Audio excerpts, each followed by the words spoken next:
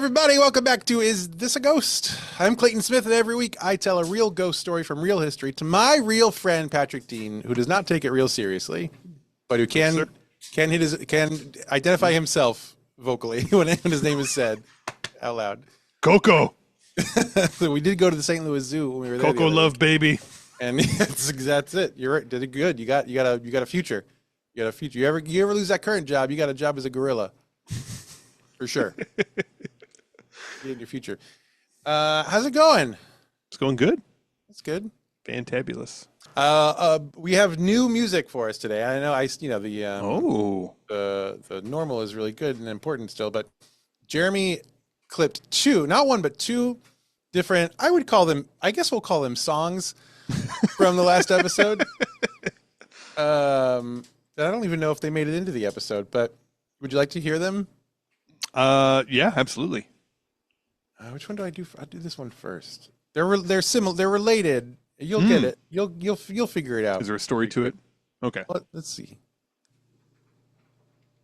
Dun dun dun dun dun dun dun dun dun dun dun dun dun dun dun dun dun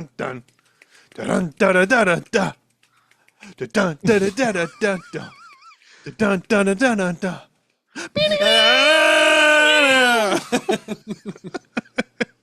I like that you can hear me getting tired in the middle of it. That one was the one Jeremy labeled duet. And now the solo. And now here's a solo. Bam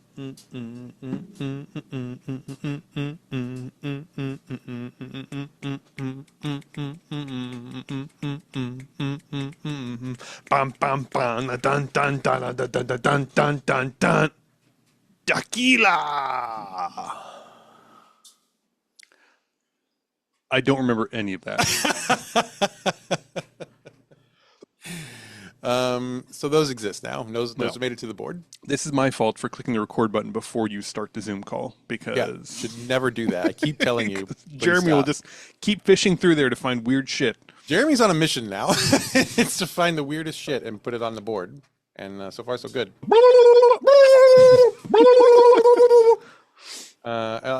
These are just from this calendar year. Spooky time. Of course. Spooky time. Classic. Spooky But there's time. two other ones that I hope we didn't forget about from this year. Oh, I'm a baby. I'm a baby. And then, of course, who could forget? Sup, bitch? Yeah, well. So, all right. Anyway, it's time for a ghost story. Maybe one of our last ones ever. Oh. Free me from this prison. Ghosts. Oh, God. Okay. Woodburn Mansion was built in 1790 by a man named Charles Hilliard III. Hilliard, he bought the land for the house from a sheriff's auction. Mm-hmm. This is this is in Delaware, I think. Okay. I think this is in Delaware. So he buys it from a sheriff's auction, and it's only cost him $100. Which even by today's money is $3,500. That's a pretty shitty house. This is not a great house. It's not, well, we'll see. The land was originally owned by a man named David Morgan, who had been granted the land from the Swedish crown in 1684. Ah, okay. I didn't even know Sweden had claim to land over It's here. not like they were divesting. They were like, you know what? We see where this is going. Yeah. No, thank you. We were cool when it was the pilgrims with the buckle hats. That was fine. We were on board with that. That's actually a very Swedish hat. But Yeah. no, not these two guys. Nah, we're out. We're out. Up until this point, though, it's just land. And Hilliard thinks, well, by God, I will build a house. He was actually known as a man of exquisite artistic taste for 1684 or whatever, 1790. And he helped design an absolute peach of a mansion. Let me show you here. Share screen. Here we go. There you go. Oh, that is a peach. Very clean. It's very clean. I do like this. It's a little too clean for my taste. Yeah. I can see if it's your thing, like it's a nice version of that. Mm-hmm. Yes. You know? Yeah, it's like foot stuff. Not for me, but I get, if you like it. but maybe for thee. A good, that's you right. know? Good set of piggies. I respect. So it looks like a Georgian with a little addition on it. Yeah. Yeah, like Yeah. a Georgian with a solarium. That's kind of what it looks like to me. Yeah, yeah, and a nice little tree out front. So that's the house. The property sounds gorgeous. It's a rolling estate. There are lots of trees. There are boxwoods. There are crepe myrtles. There are poplars. I mean, just wow. Now, eventually, Charles Hilliard dies, as many people do, and his daughter Mary inherits the property. And by that, of course, I mean her husband, Martin Bates, inherits the property. Yeah, Of course, yeah. but because he was knocking up the daughter, specifically. Martin was a doctor, a merchant, a lawyer, and a U.S. senator. Oh, goodness. It sounds pretty busy. Yeah, I don't think you're doing a good job at any of those professions at any given time. You're probably representing a lot of yourself as a doctor at that time. Yeah, I know you didn't always walk like that, but you're going to have to bring it up with my lawyer. Yeah. Hello, it's me. I'm my lawyer. He's a real asshole, I'll tell you that much. We should probably just settle this between you and me because that guy is a real dick. In 1820, he leases the house to the governor of Delaware. His name is Jacob Stout. Mm-hmm. And the governor, he's like, for Delaware, this is pretty nice. I like this. Which is all boring state out there, and I'm in the most boring house as a leader of the most boring state. So I was going to ask you, do you think it's the most boring state? it is. I think so. It absolutely is. It the only thing it has, it's the first state. That's it. It's also like a tax shelter state.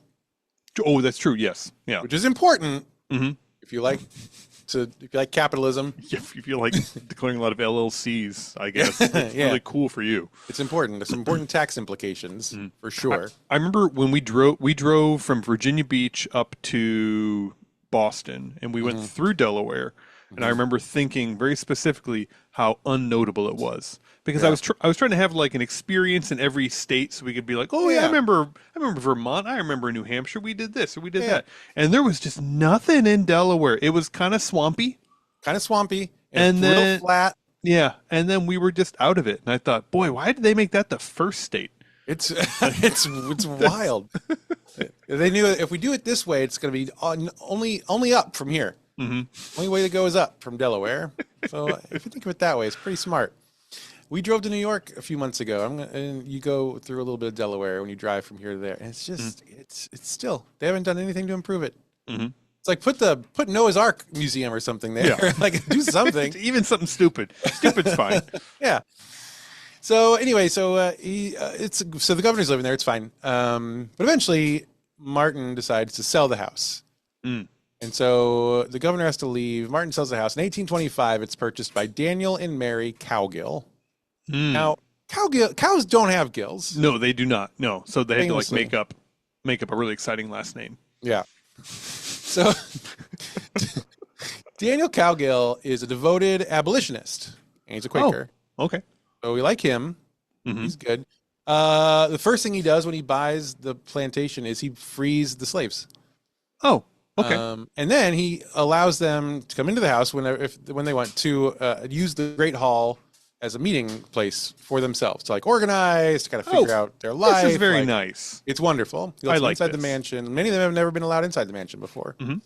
And so he frees them. He says, "Hey, use this whatever you want, rent free. Have a meeting, make some snacks." Walk in and they're like, "It is just as boring in here as it looks on the outside." I did not expect that. No. And turns out I liked not coming in here. Now I'm sadder inside this house than I ever was outside in that field. And I didn't expect to feel that today.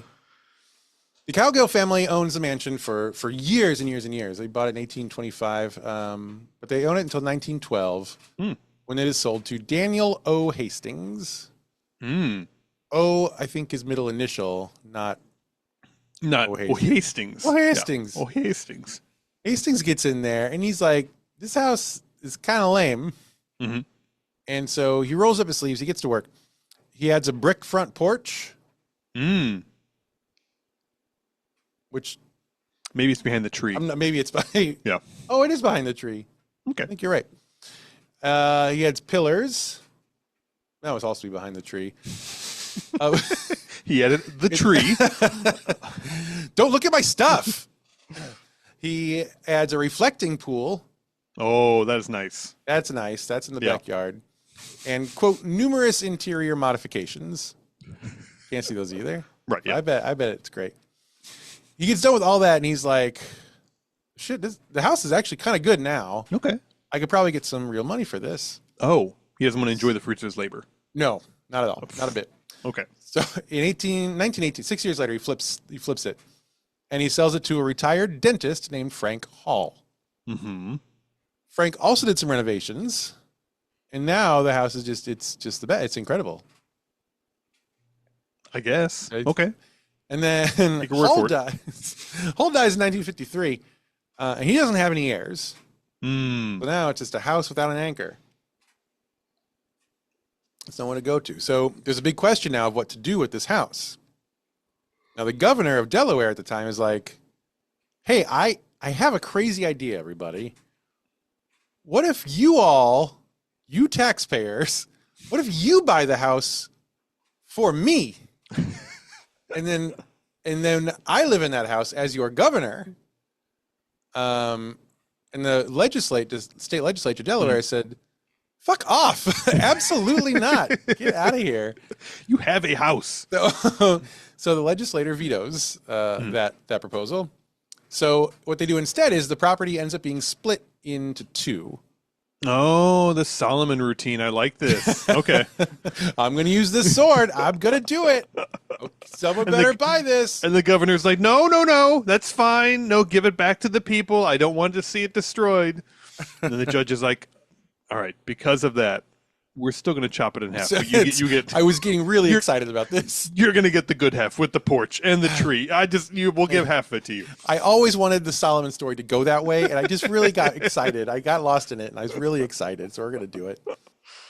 So it's sitting to a school purchases the majority of the land. They can build their own school on it. Mm-hmm. But the house, along with an acre and a half of land, was purchased by a man named Thomas Murray. But then comes along a man named Charles L. Terry Jr. That's way too many names to not be the subject of our story. Charles L. Terry Jr. is the Chief Justice of Delaware. Oh. Now, the state's governor, a man named Elbert Carvel, which is a pretty good name, he's like, hey, Charles, I think you should be the next governor. Like, I'm done, but you're pretty good at governor, I think. You're good. You're already in the house, and we've already right. determined this is the governor's I house. don't think he is in the house, actually. Maybe he is. Maybe he is in the house. Yeah. I don't know. Doesn't matter. So the house doesn't actually enter into this story. So, as he should be governor, and Charles L. Terry Jr. is like, okay, sure, yeah, sounds good. I'll do it. So Terry resigns as Chief Justice and makes a gubernatorial run. Albert Carvel publicly supports him, as promised.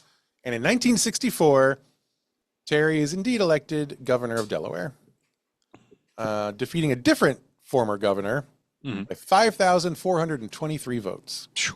Not many. Feels like a lot for Delaware. I don't know. Yeah, maybe here in Delaware, there's about 8,000 people living there. And most of them are not getting out of bed to vote for anything. It's pointless. At this point, the governor just lives in his own home. Okay, so he doesn't. Okay, that's it. So he's not living here. He's living in his own house. And it's not really a great system. Because they decide, like, I have your notes. Discuss why not. I don't know why not. God damn you, Clayton from yesterday. Why did you write this? It's not a good system for what I think are obvious reasons. No, I get it. Yeah, we'll add it in post. It'll be fine. Yeah.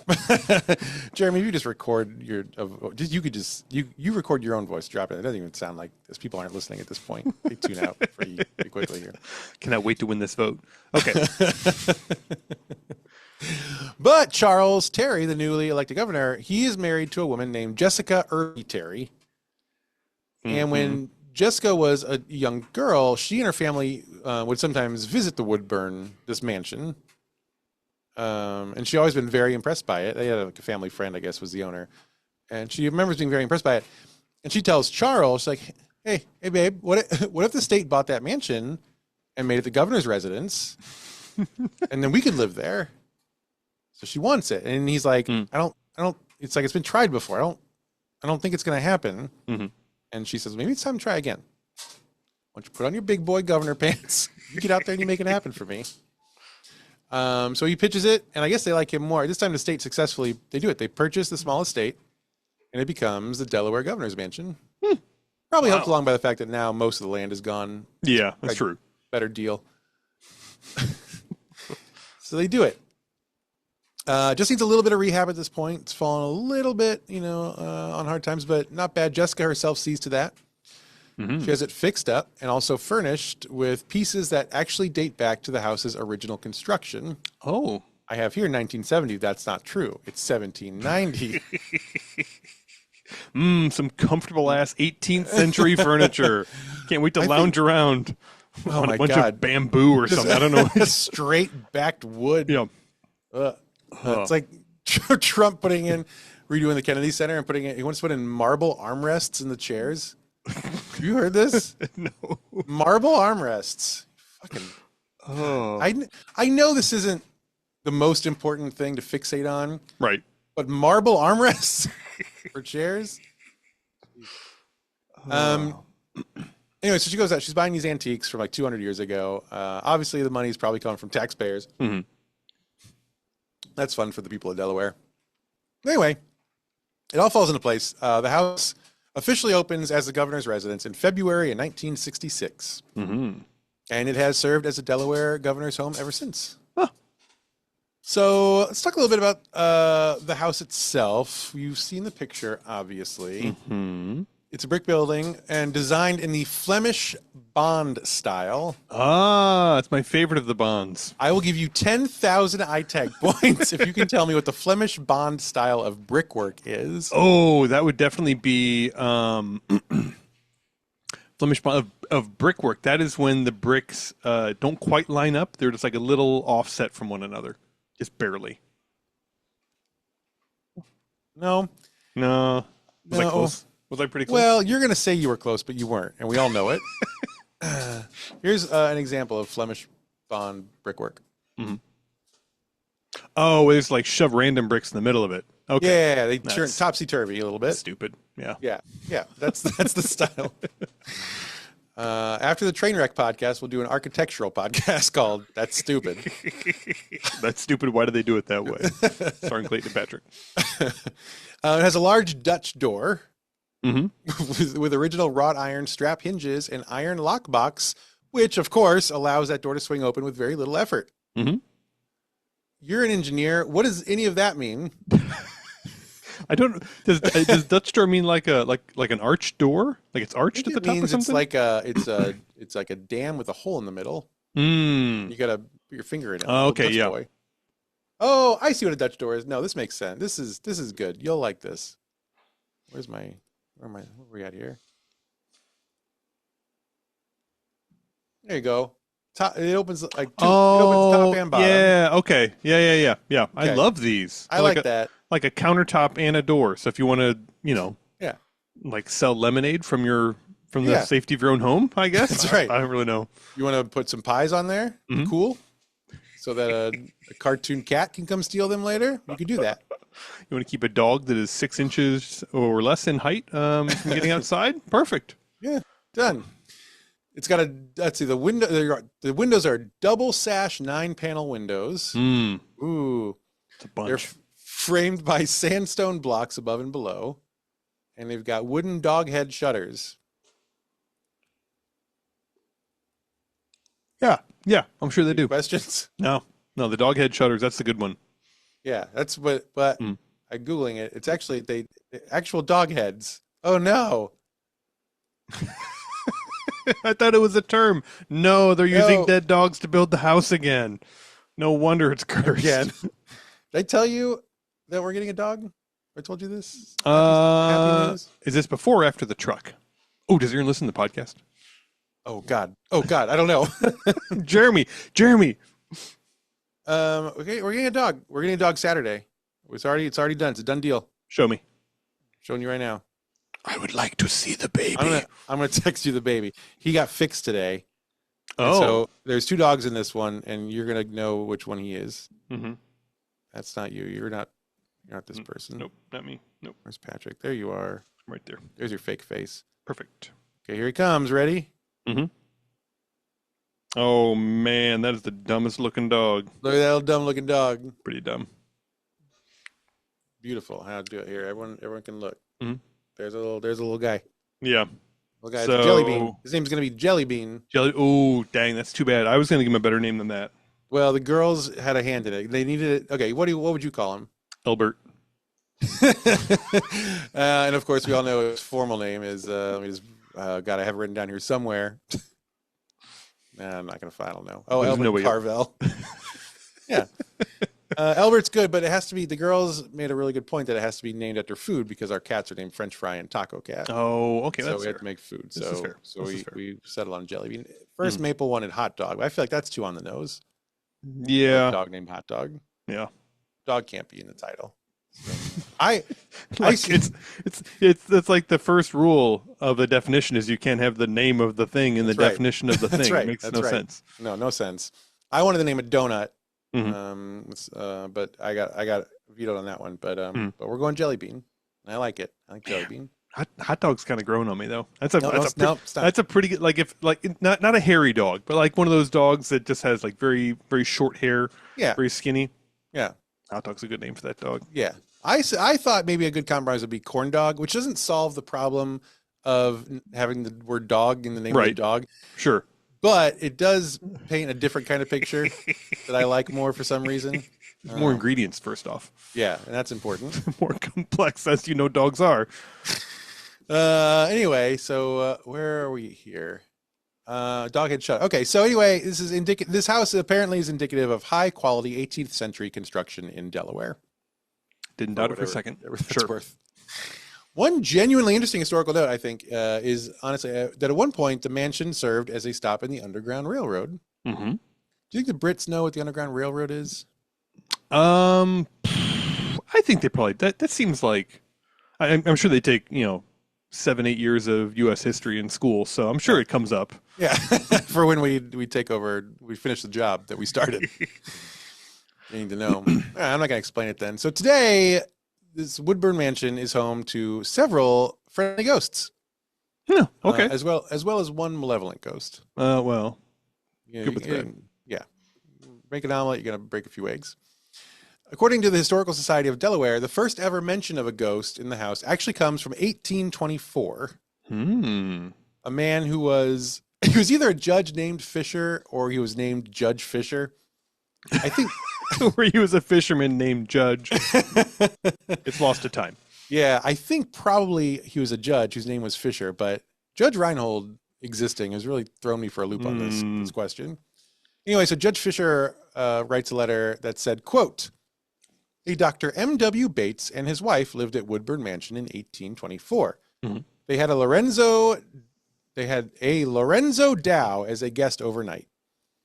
As Lorenzo was going down the stairs to eat breakfast with the Bates, he passed a gentleman going up the stairs who was dressed in the fashion of the preceding generation, complete with queued hair, knee breeches, ruffled blouse, etc. Huh.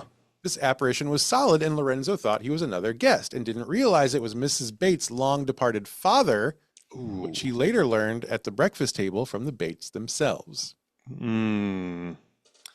And the hauntings have been going on ever since. Can you imagine if your ghost was your dad?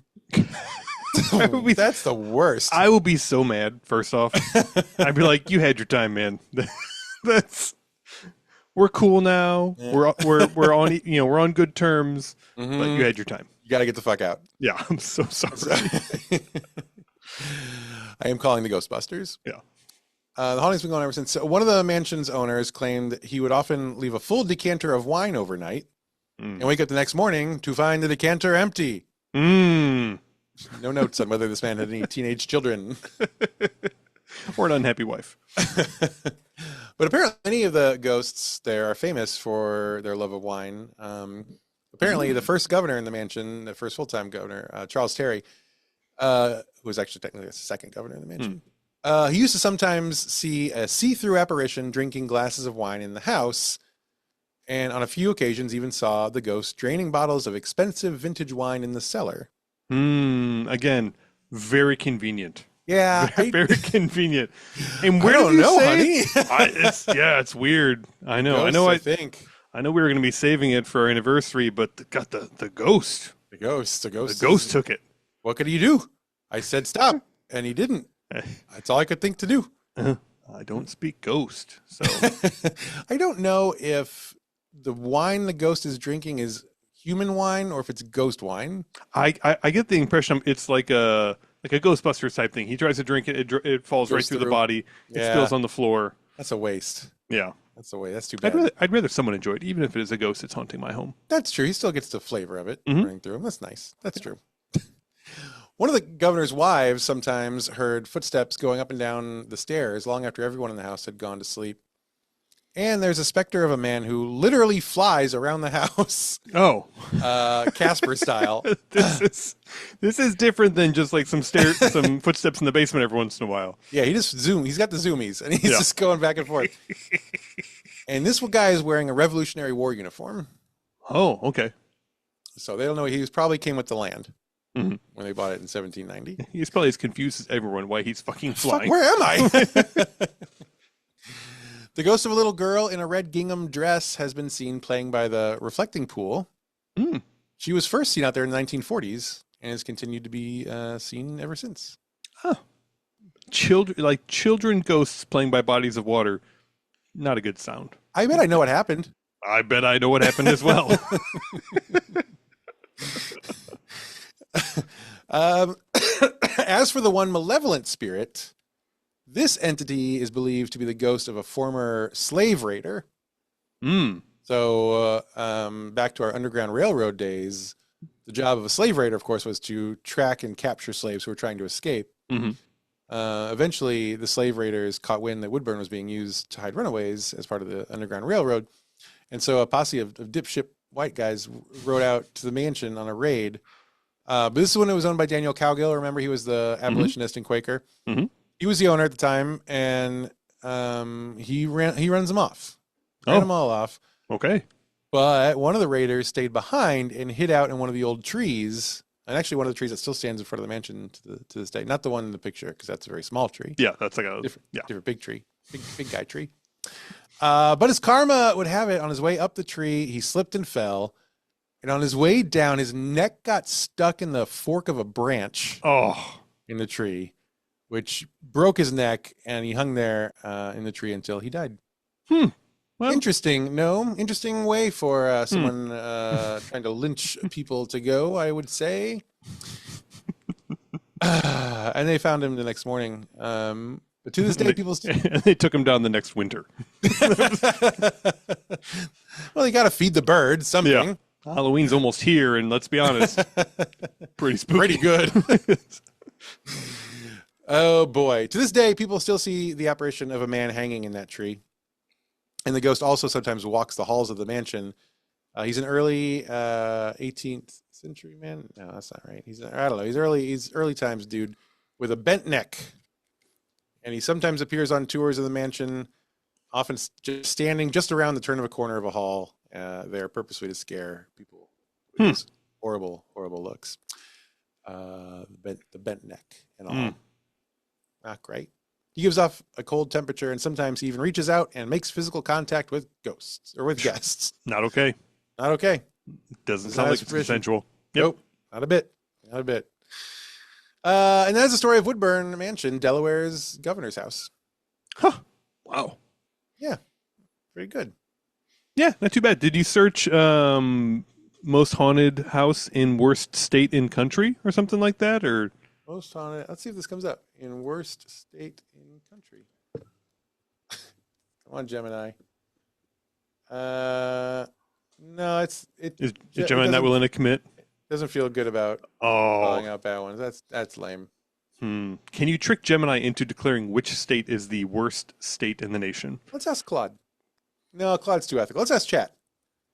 Chat will tell us. Which state would you say is the worst in the nation?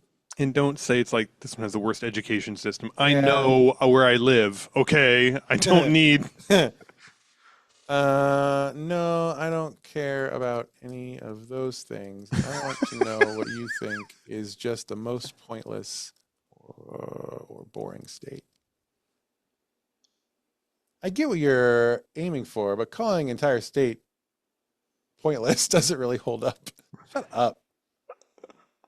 That said, if you're forcing a blunt, opinionated answer, people often perceive states like Kansas, Nebraska, or North Dakota as boring. Mm. I mean, they got a point. Well, It's fair. so It's chat's fair. weighed in. That's Sorry, fair. Kansas, Nebraska, North Dakota. But do better. Yeah. It's okay. The data centers will be there soon in your states to use up all of your electricity and water. So Yeah. you can be further insulted. Excellent. Yeah. So that's that's a ghost story, and maybe a dying breed of story that we do. Well, if it was one of the last ones, it was definitely one of the last ones. If I knew that we were potentially going to stop doing this in 3 weeks, I would have not done a Delaware ghost story. I'll try to make the next few pretty good, just in case. Well, anyway, Is This a Ghost is a production of Smith Show Media. All the notes this week were taken by me, Clayton Smith. All the funny jokes were from Patrick Dean. Our audio editor is Jeremy Montoya. Our video editor and website person is Jen Swanson. Our social media manager is Jen Jones. Stephen, our merchandise is created in partnership with Stephen Luna and Fox and Quill Studio. And that's going to do it for us for tonight. And until next time, I would say don't wear red gingham.